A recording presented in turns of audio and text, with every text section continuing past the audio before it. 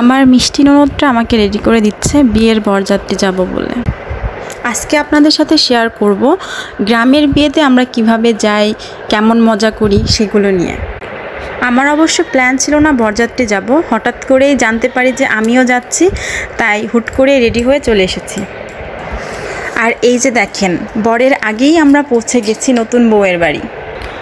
এসেই সবার কিউরিসিটি থাকে নতুন বউ দেখার, আমারও তাই। এই যে চলে এসেছি বউয়ের কাছে, আর এসেই ছবি ওঠানোর পালা।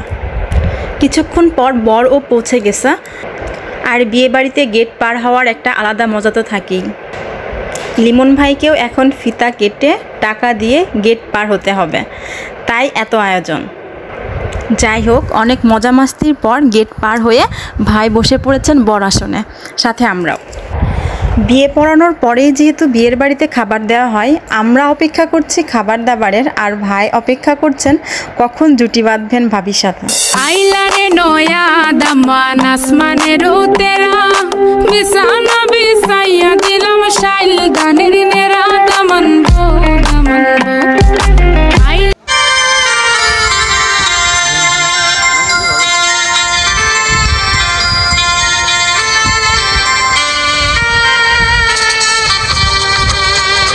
আলহামদুলিল্লাহ, সিগনেচার কমপ্লিট।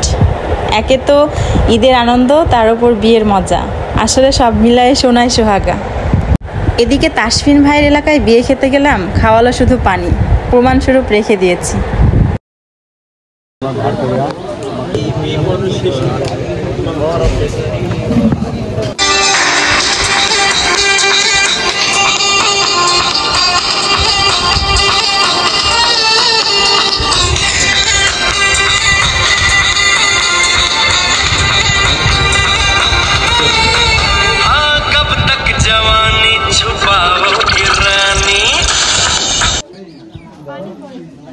এখন বিদায়ের পালা। একটা মেয়ের জীবনে সবথেকে কষ্টের মুহূর্ত হচ্ছে এটি। মেয়ের দাদা মেয়েকে জামাইয়ের হাতে তুলে দিচ্ছেন। গ্রামের মানুষ এভাবেই বিয়ের সময় মেয়েকে জামাইয়ের হাতে তুলে দেন। মাশাআল্লাহ, বউটা অনেক মিষ্টি। আর এটা ছিল বউয়ের আম্মা। বিদায়ের সময় তিনি অনেক কান্নাকাটি করছিলেন।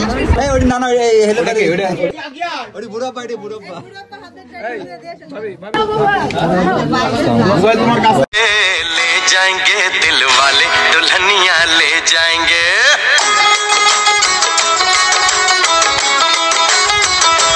हाँ ले जाएंगे दिल वाले दुल्हनिया ले जाएंगे। আমাদের বউ দেখতে কেমন হয়েছে কমেন্টে জানাতে ভুলবেন না কিন্তু। আমরা এখন বাসার উদ্দেশ্যে রওনা দিয়েছি। যদিও অনেক গরম ছিল, কিন্তু আশেপাশে এত গাছপালার জন্য আমার গ্রামটি অনেক ভালোই লেগেছে।